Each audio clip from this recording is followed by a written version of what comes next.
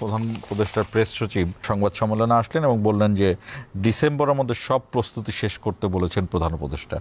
এই কথা থেকে আসলে আমরা কি পাবো বা কি পাচ্ছি, বা আপনি রাজনীতিবিদ হিসেবে কি পাচ্ছেন?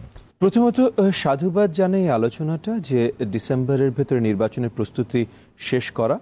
তবে আমরা যত ইনস্টিটিউশনসের সাথে আলোচনায় লিপ্ত ছিলাম গত মাস কয়েক ধরে, সবার কাছে আমরা পরিষ্কার এই জিনিসটা জানতে পেরেছি, সবাই চেষ্টা করছেন তাদের তৈয়ারি ডিসেম্বরের ভিতরে শেষ করতে।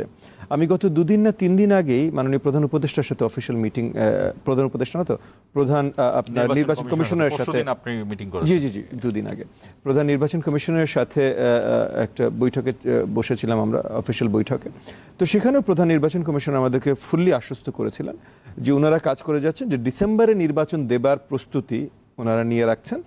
কেন? কারণ গত ডিসেম্বরে মানে 16 ডিসেম্বরে জাতির জন্য বক্তব্য রাখার সময় প্রধান উপদেষ্টা বলেছিলেন যে 25 ডিসেম্বর থেকে 26 জুনের ভেতরে নির্বাচন দেবেন।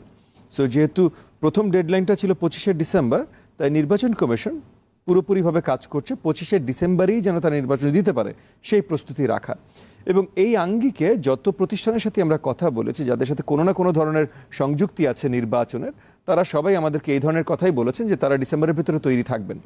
সো যদিও আজকে প্রেস সচিব সাহেব বলেছেন এবং এটাকে সাধুবাদ জানাই, তবে এই জিনিসটা ইতিমধ্যে যে হচ্ছিল না কিছু দূর তা না, তবে তবুও অফিসিয়ালি বলাটার একটা গুরুত্ব আলাদা আছে, তার জন্য সাধুবাদ জানাই। একই দিকে আবার একটু নেতিবাচক যে জিনিসটা হয়েছে যে ওনারা আসলে সময়টা বলেননি।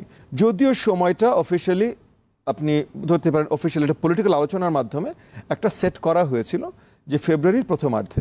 এটা নিয়ে জনসম্মুখে একটা কথাও উঠেছিল, এক্স্যাক্ট তারিখও চলে এসেছিল 12ই ফেব্রুয়ারি, এরকম একটা জনসম্মুখে একটা আলোচনা শুরু হয়ে গেছিল।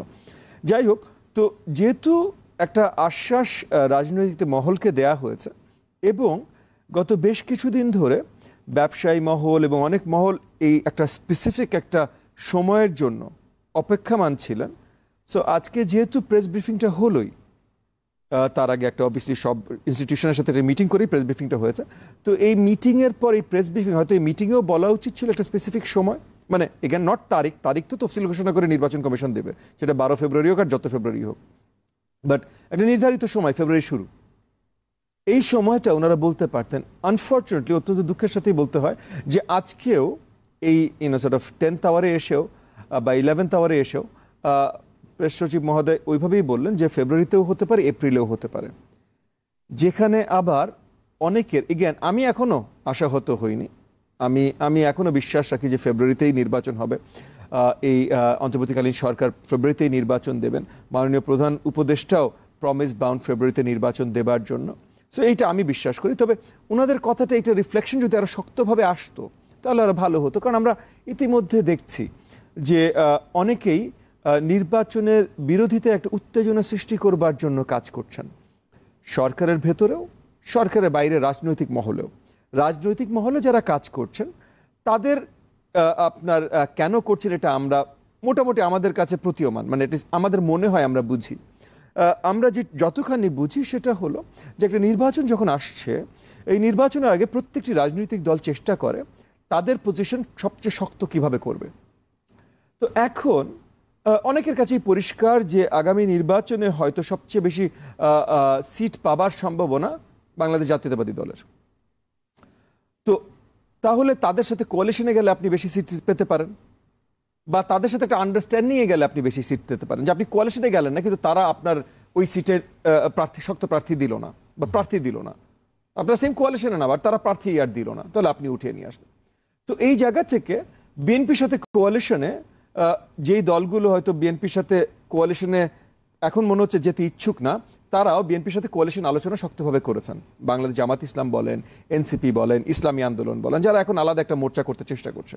আজকেও বাংলাদেশ জামাত ইসলামের একজন শ্রদ্ধেয় নেতা তাহের ভাই, উনিও আজকে বক্তব্যে বলেছেন যে সব ইসলামী দলগুলো হয়তো একত্রিত হয়ে সামনে নির্বাচন করবে এবং সেখানে ইসলামী দলের ভিতরে এই এনসিপিও যুক্ত হবে। সো এনসিপি কি আসলে ইসলামী দল হয়ে যাচ্ছে কিনা এটা আমি জানি না, বাট এটা তাহের ভাই এভাবে বলেছেন বলে বললাম।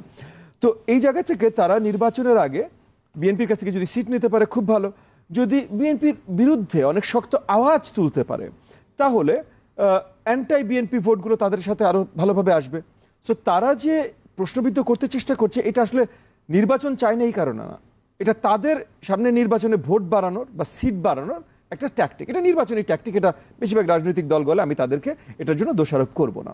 তবে সরকারের ভেতর থেকে যখন এটার একটু আওয়াজ দেওয়া হয়, এবং আমি আবার পরিচয় করে নিচ্ছি, সরকারের ভেতরে মানে কিন্তু প্রধান উপদেষ্টা মহোদয় না।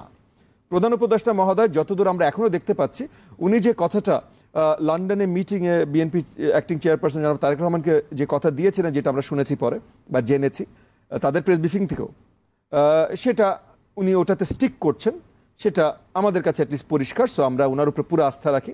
কিন্তু এগেন ওনার ক্যাবিনেট তো আসলে পলিটিক্যাল ক্যাবিনেট না। যেমন মনে করেন শেখ হাসিনার ক্যাবিনেট কিছু করতো, আপনি শেখ হাসিনাকে দোষারোপ করতে পারতেন, কারণ তার দলের লোকজন সে নিজে বসিয়েছে।